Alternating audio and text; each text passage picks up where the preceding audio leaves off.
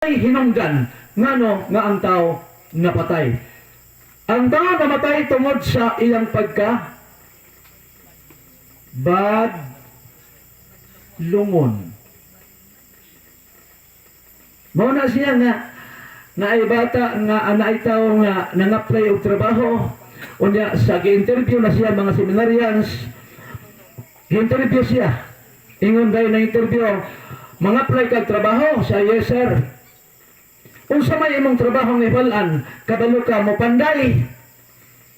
Lingay-lingay siya, di man siya kamao, siya. Siya, kabalo ka mo drive. Lingay na po siya. Kanang trabaho gipangutana sa iya ang iyang tubag. Naglagot ang nag-interview. Misutoy, iyang gikukod, sir, madawat ko, sir. Naglagot ang nag-interview. Na ay nagsunod. Kabalo ka mo panday, siya gamay. Kabalo ka mo drive, gamay. Tanan pong trabaho, gamay. Siya madawat ang ko, sir. Siya dawat na ka. Akong sweldo, sir, gamay. Muna nga sa atong pagtuon din, kung di ka maning kamot, di man ta parihas og tinunan o dagan sa atong mga pangunauna, may nalang inig uli na to, inig kahuman sa atong tigom dinhi na atay gamay. Sugot mo? Nani gibay bulsadihan sa una diha Miss Bansalan, year 2000. Inig abot na mo sa ilaha, manawag na dahil sa mga silingan pagkakita sa mga. Hoy, dali na mo kay na sila, mga silingan, ari mo, dali mo kay ako baya ka ba mo, nasugdan na baya ko. Ang masilingan magkatawa. Ingon si Brother Bining Balsa, ambot o kinsay nakaila sa mga kaigsunan, kadtong bagyiitan pong liman nga akong kauban, siya kini Brother Rex o di ni mayawaan. Makadawat yun ni siya. Nasugdan na ni siya. Kamo, kita, nga madawat unya kang Kristo, tawgon unya ta, og na ay gamay, manang mangandam ta. Unang Korinto 1:27, gihimong buang sa kalibutan ang mga tao nga masunod ni Kristo. Manang ingno nakag na ay gamay. Wa matiguang, wa mayabag. So karong gabi mapadayon ta sa atong paligsutan. Atong tan-awon karon ang atong pagatun-an. Kamoy basa. Mura magway panihapon. Sige daw. Binisaya.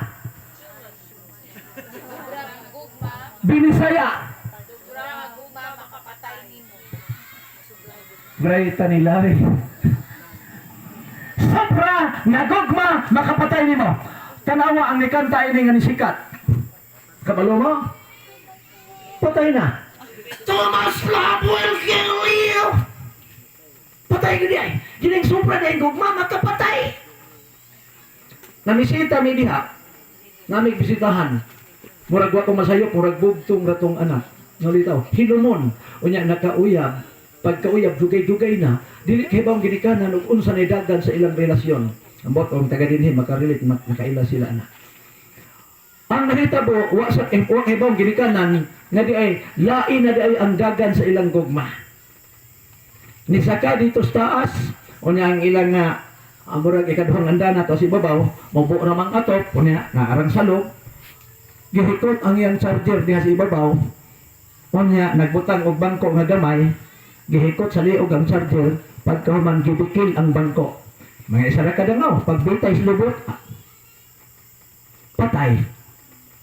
Gisusi ang hinungdan, nagkabulag sa iyang uyab. No? Mauna nga, luoy kaayo kung masobrahan ang atong gugma. Muli karong gabi, unsay daga ni ini ato ning masabtan. Ato tas unahan, tanaw na to. Unang Juan 2:15, basigulo 15 o 16. Ayaw ninyo higugma ang kalibutan.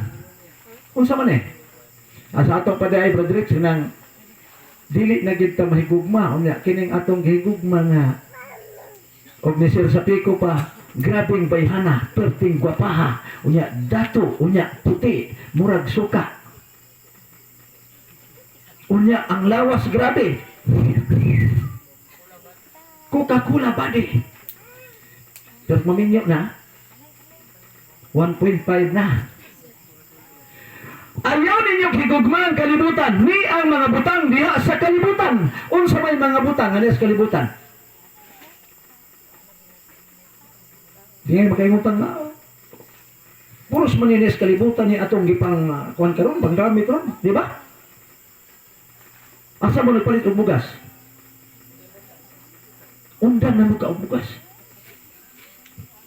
Kaya mahal. Ato ning masampan taon. Kung may nagahigugma sa kalibutan, ang gugma alang sa amahan, wala diha kaniya. Disay.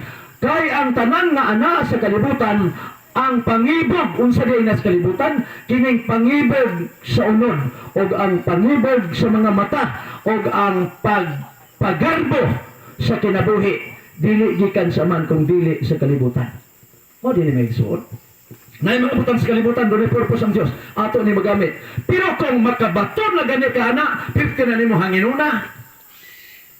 Di nakakailag silingan. Na ay managsuon, na ay bahinonon, ngayuta, pag binahinay, masugot nagpatyo niyang igsuon kay iyahon tanan. Kalabang sobra, naon tayo limitasyon kay naay mohon, ibalhin ang mohon. Tingala ka nga ang mohon na plaster na, pagkahuman, pag adto ni mo, surbi ni mo, ang mohon nangambak, namalhin. Masobraan, kay naaman tayo imo, imo naman kuhaon tong dili imo. Nagabantay mo sa kung mo ni si Solomon?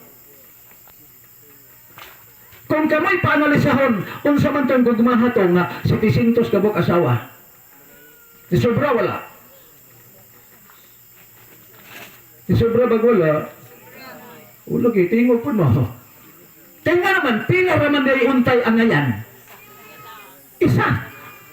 Ang iyang asawa nga 700 kabuk, pila sobra.